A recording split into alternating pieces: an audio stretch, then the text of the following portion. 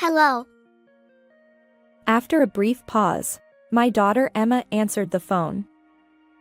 She sounded oddly nervous, and I couldn't help but ask, "Emma?" "It's Mom."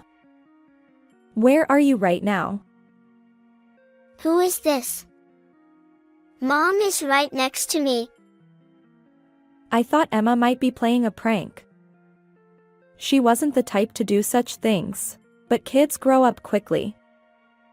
Perhaps she had picked up some mischievous behavior without my knowledge. "Emma, what's going on? Pranks like this aren't okay." It's not a prank. Mom is here next to me. My mom, she's gone. Then who is this a mom? Mom is my new mom. With those words, everything became clear. My name is Natalia. I'm currently a freelance writer. I married my husband, Miles, 7 years ago. 2 years later, we welcomed our daughter, Emma. Emma is incredibly adorable, and Miles and I have poured endless love into her. Despite our occasional arguments, it's safe to say that Emma has held our marriage together. I believe we'll continue living together until Emma grows up, even if it means arguing along the way. Mom, how are you feeling? Don't worry, I'm fine. Just a little tired.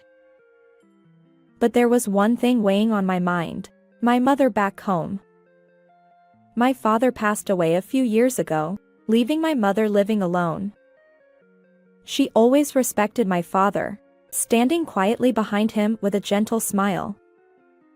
She left an impression of strength. However, after my father's death, my mother's health began to decline. I constantly worried about her. If only I could visit home more often, but it's quite far from where we live. Whenever possible, Emma and I went home to my parents' house, and when it wasn't, I checked in with her over the phone. Since I'll likely be able to come home this week, if there's anything you need, please let me know. You don't have to worry so much about me. As my mother said this while smiling, she seemed quite frail, and an unpleasant premonition lingered in my mind. Unfortunately, that premonition turned out to be true, and soon my mother spent even more time lying in bed. Around that time, it became difficult to visit home in sync with Emma's nursery schedule. I started making solo trips back home, leaving Emma in Miles' care. Sorry to bother you, but can I ask a favor? Despite feeling apologetic, I asked Miles in that manner. However, he always responded with a disapproving expression. I work at the office every day, and I'm exhausted. Yes, I understand. But I'm worried about my mother. Just because you're worried about your mother, does that mean you can neglect your duties as a wife? It's not like that. Miles sighed conspicuously. While I understood Miles' perspective, I couldn't help but think that since we were family, we should support each other. After all, I wasn't a stay-at-home mom. I worked as a writer and sometimes had to travel for assignments. It wasn't just Miles who faced challenges. But then, something unexpected happened with Miles. Leave Emma to me. Huh? I've been thinking. You're working so hard. Besides, taking Emma with you every time you visit your parents' home must tire her out. Well, yes. And since you're a freelancer, you have more flexibility alone. It's more practical for me to take care of Emma. That makes sense. For some reason, Miles enthusiastically volunteered to look after Emma. I was taken aback by his sudden change. I wondered if I could truly entrust Emma to him. But Miles had always adored Emma, And at that time, my mother's health was deteriorating significantly. So, I decided to leave Emma in his care until my mother's condition improved a bit.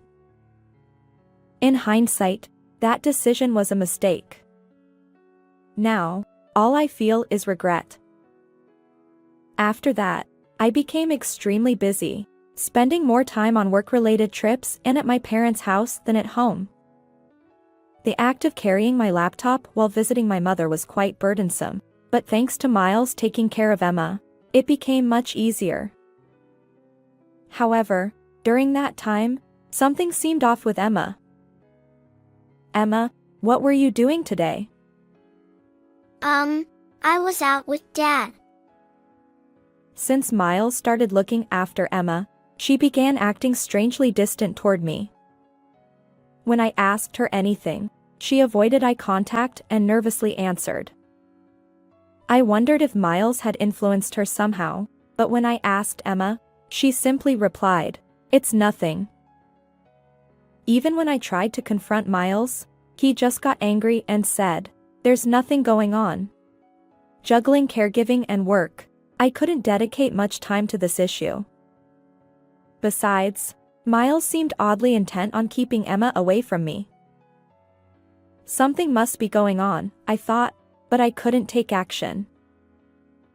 Then, one day, I received a sudden call. My mother had collapsed. It was a stroke. Ironically, it happened the day after I returned home from visiting my mother. I rushed back to her house. Fortunately, someone saw my mother collapse in a public place, and she was quickly taken to the hospital. Unfortunately, the damage was severe, and she passed away. I stayed at my parents' house, handling various arrangements. My mother lay on the bed, seemingly asleep, and it was hard to grasp that she would never wake up. But the reality was that she was gone, and time moved forward regardless of my feelings. When everything was prepared, I contacted Miles to attend the funeral. Can I skip it? What? I have an important job the next day. It's a family funeral. Can't you take a day off if you explain the reason? She wasn't my parent. Why would you say that? You're so annoying. Fine, I'll go on the day of the funeral. After Miles hung up, I sat there, a mix of anger and disbelief. Even with a busy job, isn't it natural to be there for family during times of sorrow? Miles had hesitated even about attending the funeral. Naturally, Miles didn't help with the preparations. Instead, my aunt and her daughter and her husband volunteered to assist on the day of the funeral. There were many things I didn't understand, and I would have been lost on my own.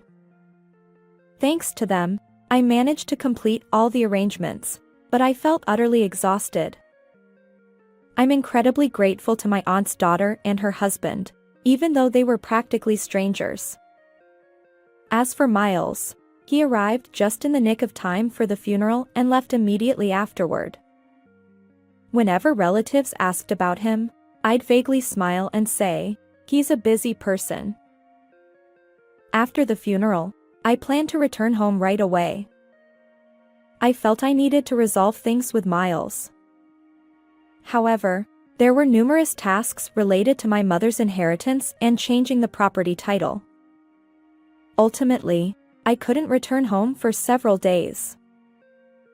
When I finally got back home, I couldn't believe my eyes.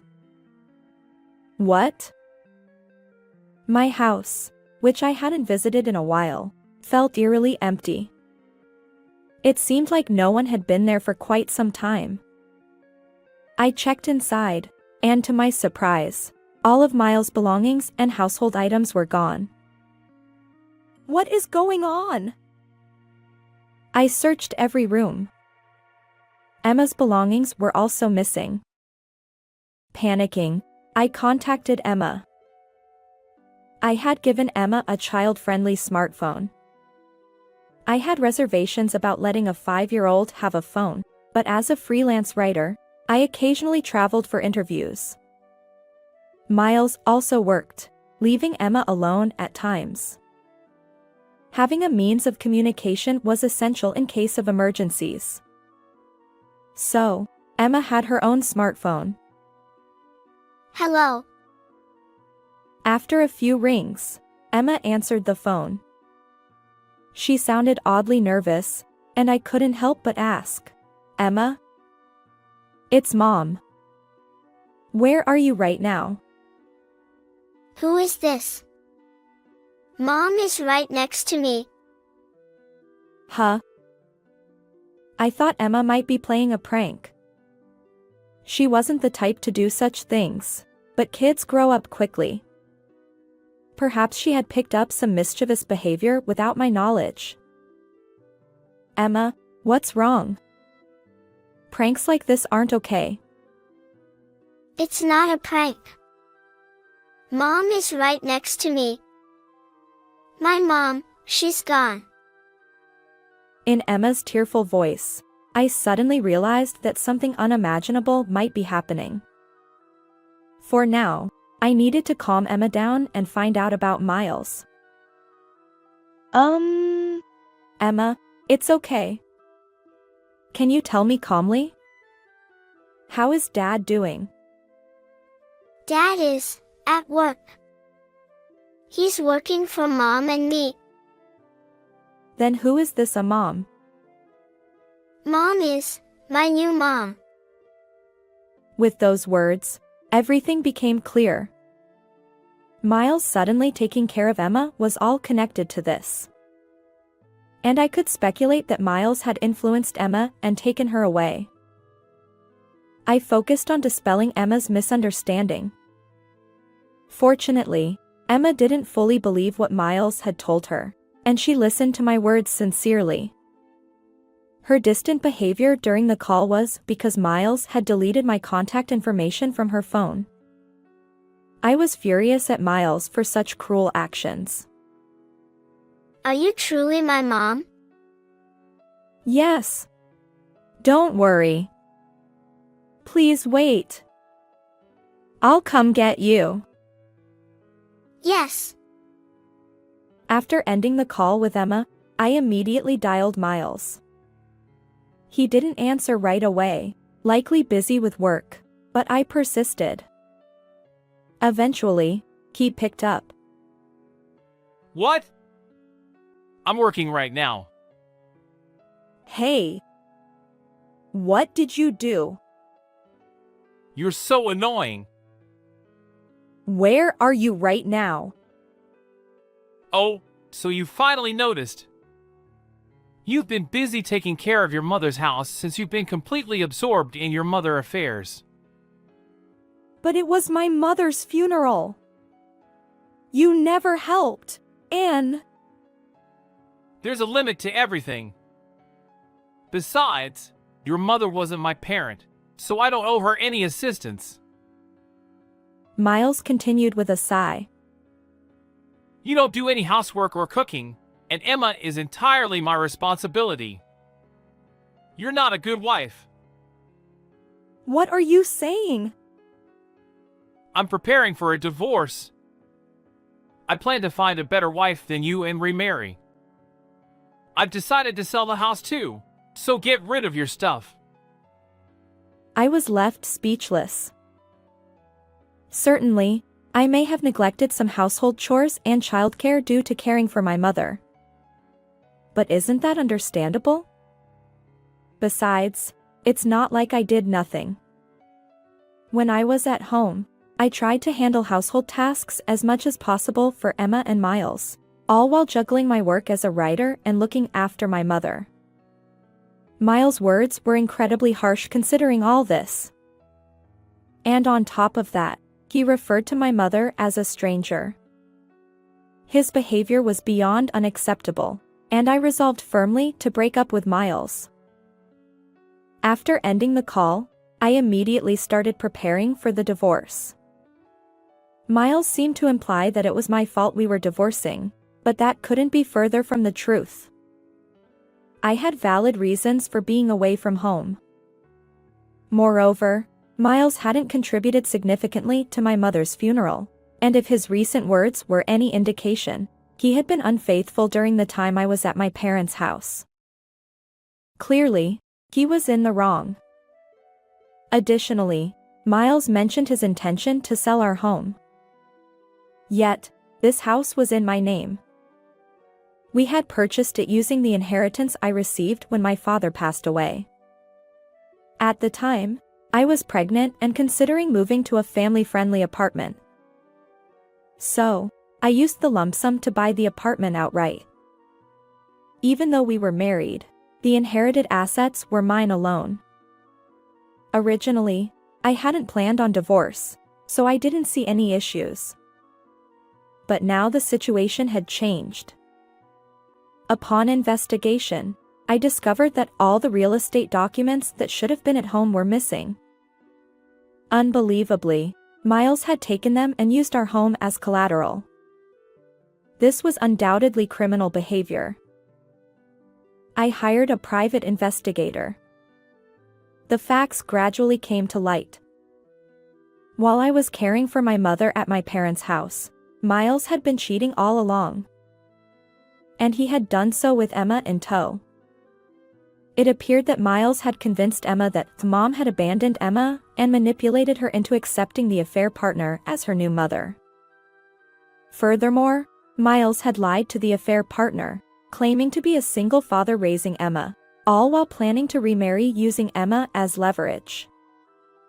To make matters worse, he intended to use the money from selling our home to build a new one with the affair partner.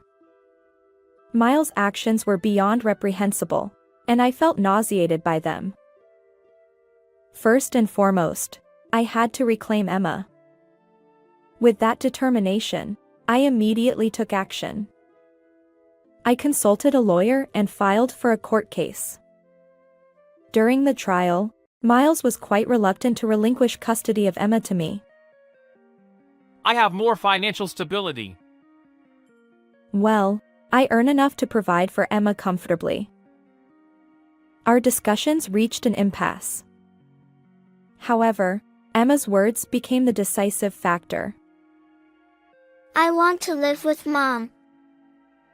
Respecting Emma's wishes, I gained custody, and we proceeded with the divorce.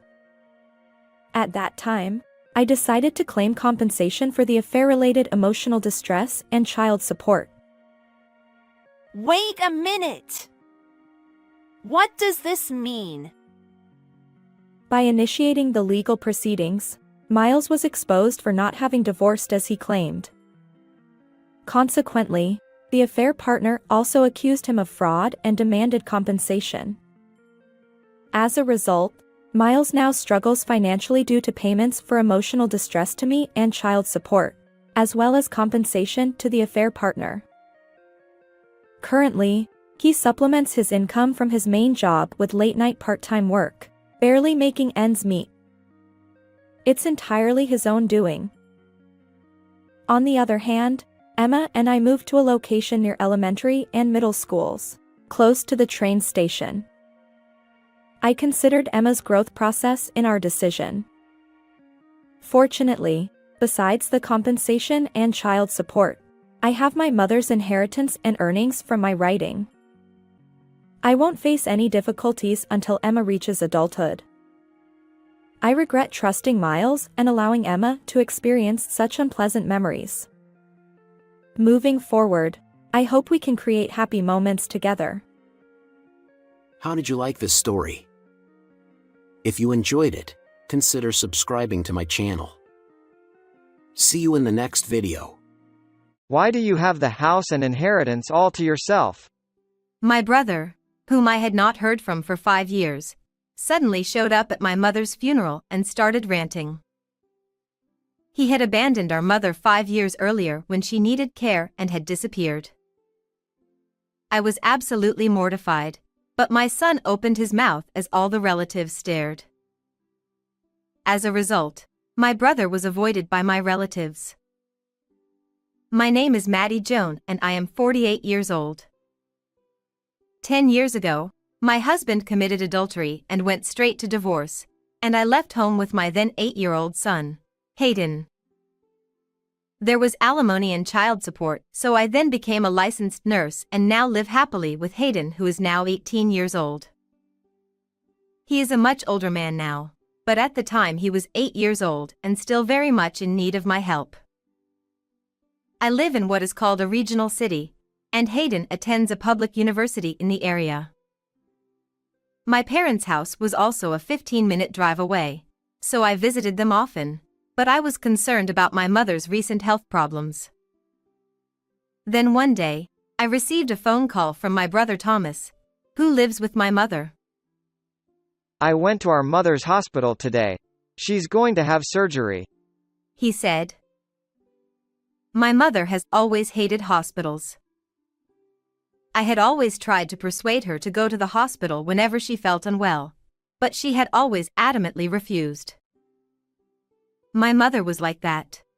Thomas, take me to the hospital. She said that the pain in her lower abdomen was quite severe. My mother was in so much pain that she could no longer walk. Thomas immediately took her to the hospital, but the doctor said, "Why did you leave it until it got this bad?" He was furious with her. Some of her internal organs were necrotic, and an X-ray showed that she might have osteosarcoma in her pelvis. He said that if she were a normal person, the pain would be unbearable. My mother had been going to the orthopedist regularly for her stiff shoulders and had a lot of pain medication. She was taking those painkillers every day to cover up the pain, and the doctors were apparently dismayed. My mother is 76 years old. For some reason, some people this age don't like hospitals, and I work as a nurse, and I see rather a lot of such patients. I had been paying attention to her, but I had not considered that she had been fooling around with pain meds. Hayden and I both rushed to the hospital, but my mother was in surgery and I couldn't see her, and I didn't feel comfortable until the surgery was over. The surgery was a success, but the strain of the pelvic surgery was still too much for her and she ended up in a wheelchair. We were waiting for the test results to see if she had cancer, but a few days later the results came back and it turned out that her body was cancerous. Since it had not metastasized to that extent yet, it was decided that she would continue to have regular visits to the hospital for tests and to discuss treatment options. After a month in the hospital, my mother returned home, but a few days later, from Thomas. I need you to take care of Mom with me. I can't do this alone. I was torn, and so was Hayden. Mom, I'm sure Grandma would feel more comfortable if you cared for her too. I can commute to college from the grandma's house, and we can go. So, I was told. So I decided to move out of the apartment in Hayden and I would live at my parents' house. Maddie, I'm sorry to bother you. My mother was apologetic, but she also said she felt safer with me as a nurse by her side. Really, I'm glad you're here. It's still a lot of work to take care of her. I couldn't have done it alone. And Thomas was happy too. My father had been dead for more than 10 years, but my parents had a rather large house, probably because he had had a rather good job. My father's retirement benefits had paid out quite a bit, as well as the insurance money from when he died, so my mother and brother were well off. The family home had been remodeled several times, so the family home looked comfortable. There were many rooms, so Hayden had his own room, which he was happy about. I was taking a sigh of relief after cleaning up the move when Thomas came in smiling. I have a dream. You take care of the rest, he said. I said, "What? What do you mean?" He was about to leave the house with a carry-on case that he had originally prepared. "What do you mean?" I asked Thomas in a panic as he was leaving. What do I mean? I have a dream. and I asked you to take care of Mom. I was stunned, and he quickly got into a cab that was waiting for him. A dream. What does he mean? I could not understand the current situation at all. My brother had always lived a depraved life, never holding down a regular job, but working part-time to make ends meet. If he had a bad day, he would immediately quit his job and never step out of the house in a huff. Perhaps it was because he could live comfortably at home, but he lived off the backs of his parents. So when my mother needed nursing care, I took it for granted that he would take care of her. However, as a daughter, I decided to do what I could to help her and decided to live at home. It never occurred to me that he was going to throw the entire responsibility of caring for my mother on me, but when I thought about it, I should have considered that he was my brother, and he might do it. Well, no matter how much, he would be home in a month or so. I gave up and decided to take care of my mother on my own. I had a job, so I asked a friend who was a care manager to help me with home care and day care services, and I made it as easy as possible for my mother to spend time with me. My brother did not return after a month. On the contrary, I later found out that he had done something terrible. I tried to call him several times, but he seemed to have blocked all incoming calls and never answered any of them. I thought about quitting my job once, but that was no longer possible, so I told my employer what had happened and asked them to change my hours to a shorter shift. Hayden helped me with my reduced income and supported the household by working part-time. Hayden actively helped me with caregiving when he was free from college, which was really helpful. My mother said she was sorry. I am lucky. Thank you for everything. And she was always grateful to us. When she was in good health, we would go on trips, even to nearby places, and when the weather was nice, we would go for walks in her wheelchair. She had cancer, so she was in and out of the hospital during that time. But 5 years after I moved back home, she passed away after a long battle with the disease. Hayden and I were very sad, but we had done everything we could for her, and most importantly, we had made many memories and had no regrets. She was a well-liked person and many relatives and friends came to her funeral before she died. While I was talking with the people who came to the funeral, Thomas showed up there for the first time in 5 years. As soon as he saw me, Hey, Maddie, what is this all about? My lawyer told me. Why is the entire inheritance yours? You cheated my mother. He started yelling at me. The relatives and my mother's friends looked at us to see what was going on, but they all looked at me coldly as Thomas talked about me like I was a criminal. This man. I thought he had not shown up in a long time. What is he saying? I was too angry to say anything, and Hayden, who was there, opened his mouth. Uncle, it's been 5 years. How was your trip around the world? Throwing your mother in charge of taking care of my grandmother, taking all her money and going. Did you have fun?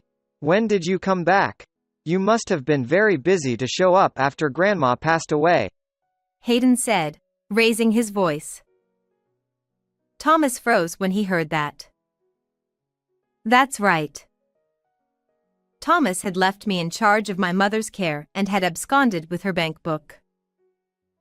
We didn't find out until a month after he was gone, and by then my mother's savings account was worth 0.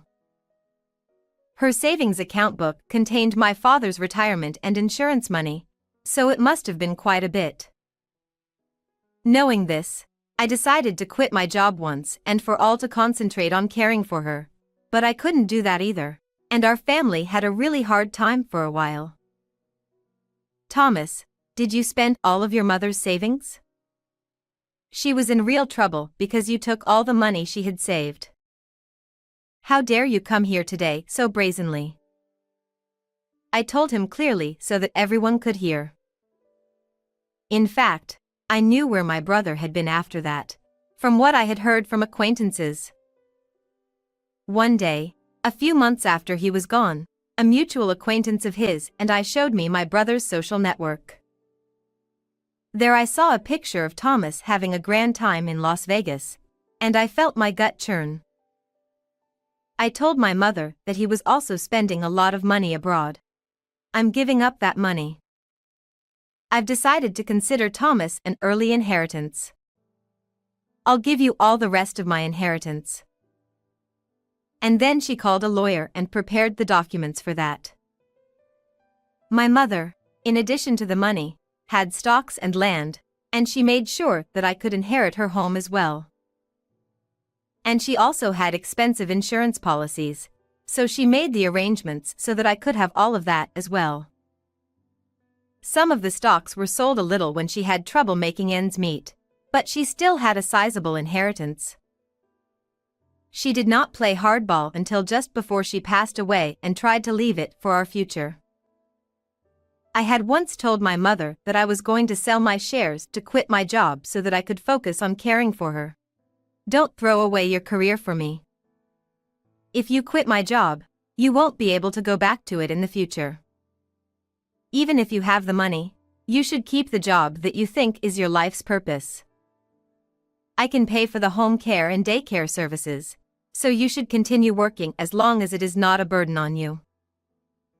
My mother said. My mother knew that I really loved my job as a nurse. I could not forgive Thomas for betraying her kindness and abandoning my mother as soon as she needed care. When Thomas told me and Hayden about all the wrongdoings he had done in front of his relatives and acquaintances, he turned pale. But, Well, that's all a lie you and your son are telling me to frame me. That's right. Now that my mother is dead, you can say whatever you want because you don't know the truth. You're such a liar. And how he turned the tables on me. Even though our positions were completely reversed, he countered with a lie. Besides, it's against the law for the entire inheritance to be yours. He is still saying. Thomas had played around and spent all his savings, apparently. An acquaintance had confirmed this to me on social networking sites, and since his life was gradually becoming poorer and poorer, I was thinking that he had somehow run out of money. I didn't look at his social networking sites because they made me angry, but I was interested to hear about his life from time to time from acquaintances. He had been back in town for the past few months thinking it was time to ask my mother for some money, but he didn't want me to get mad at him, so he was laying low. Thomas had always been a hard-headed person, posting everything on social media, and he had also been caught living in a cheap apartment. When I saw a picture of him with the title, "I'm tired of living in luxury, so I decided to live in poverty," I was disgusted. How did you know the date and place of your mother's funeral when you never showed up until now? I asked. I saw it in the newspaper. I only put it in the local newspaper. I knew he was nearby. Uncle, I thought you were still overseas and didn't know about Grandma's funeral. Huh? But the newspaper with the schedule of the funeral was only distributed to people in this area. Could it be that you lived around here? Then why didn't you come to visit her? Why did you wait until Grandma passed away? Why? And Hayden started asking a lot of questions. I was skunked and laughed a little, because Hayden had said everything I wanted to say. No, so I've been living here in town, but I've been pretty busy. I went to visit him when you guys didn't know. It was about a week ago. He lied, still not giving up. Well, do you know which hospital your mother was in? I asked. That one, right? The hospital where you work. Thomas was getting sloppy. Then, without a pause, Hayden says, Oh, Grandma died at home in her last days. She hadn't been to the hospital in a month, Mom. Hayden, he was pretty angry, so I'm going to push him all the way. You guys are out of character. What's the fun in screwing me over? And he got angry again. That's enough. I said loudly. It's your thing, anyway. You were planning to take advantage of the many relatives at the funeral, weren't you? And you were going to take my inheritance away from me. But the world is not that easy, I said, and he couldn't say any more, as if I had hit the nail on the head.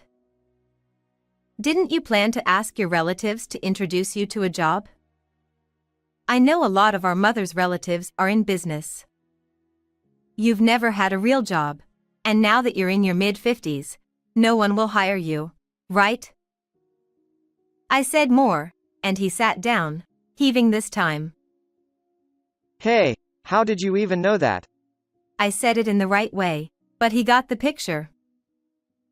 That sucks. He seemed quite shocked that I had found out everything and couldn't talk anymore. Uncle, I'm 23 years old and in my second year of working, and I'm going to take a lesson from you as a lesson against you. Hayden tooted. None of the relatives took Thomas's side, and he apparently turned to several relatives after that, but they avoided him. He had been playing around for 5 years, and it seems that most of the time when he tried to work, he was dropped on his resume.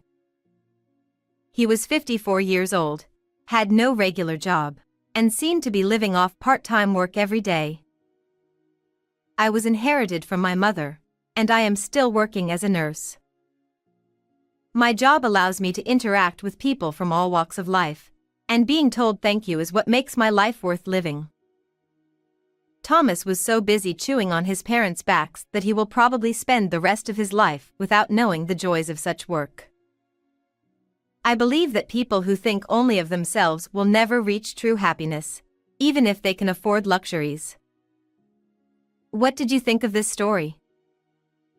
Please subscribe to our channel. See you in the next video.